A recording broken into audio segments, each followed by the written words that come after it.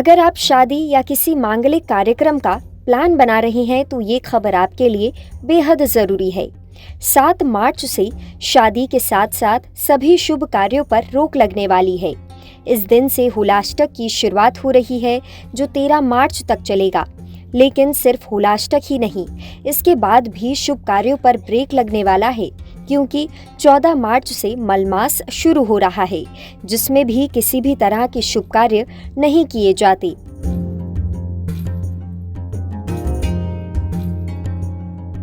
धर्मशास्त्रों के अनुसार हुलाष्टक फागुन मास के शुक्ल पक्ष की अष्टमी तिथि से शुरू होता है और पूर्णिमा यानी होलिका दहन तक चलता है।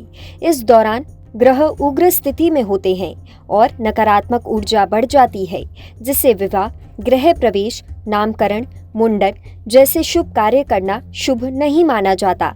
हुलाष्टक समाप्त होने के बाद इस बार 14 मार्च से मलमास शुरू हो जाएगा जो 13 अप्रैल तक चलेगा।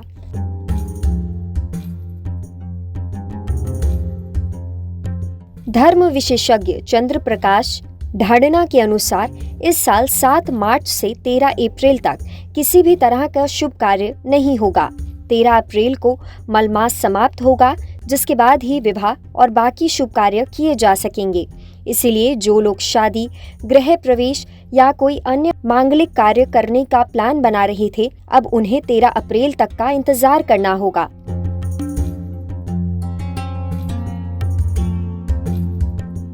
वहीं अगर आप शादी की तारीखें तय करने का प्लान बना रही हैं तो जान लीजिए कि इस साल 14 अप्रैल से विवाह के शुभ मुहूर्त शुरू होंगे। इस साल अप्रैल में 14, 16, 18, 19, 20, 25, 29 और 30 अप्रैल को शुभ मुहूर्त हो सकेगा। इसके अलावा मई में 5, 6, 7, 8, 13, 17 और 28 मई को शुभ मुहूर्त होगा। वहीं जून में 1, 2, 4, 7, 8, 9, 10 जून को शुभ मुहूर्त होगा। ये भी जान लीजिए कि 11 जून से गुरु अस्त हो जाएगा जिसकी वजह से शादी नहीं हो सकेगी। इसके बाद 6 जुलाई से देव शयन दोष लग जाएगा और 21 नवंबर तक शुभ मुहूर्त नहीं होंगे।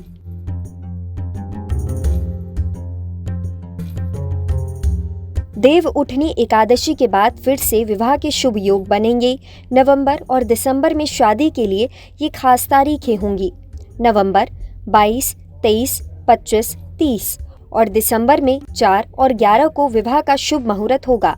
अगर आप जल्दी ही शादी करने की सोच रहे हैं तो 7 मार्च से 13 अप्रैल तक का इंतजार करना पड़ेगा। इसके बाद शुभ मुहूर्त मिलेंगे, लेकिन जून के बाद फिर 21 नवंबर तक कोई शादी नहीं होगी। इसीलिए अगर शादी की प्लानिंग कर रहे हैं तो 14 अप्रैल से जून के पहले हफ्ते तक डेट चुनें।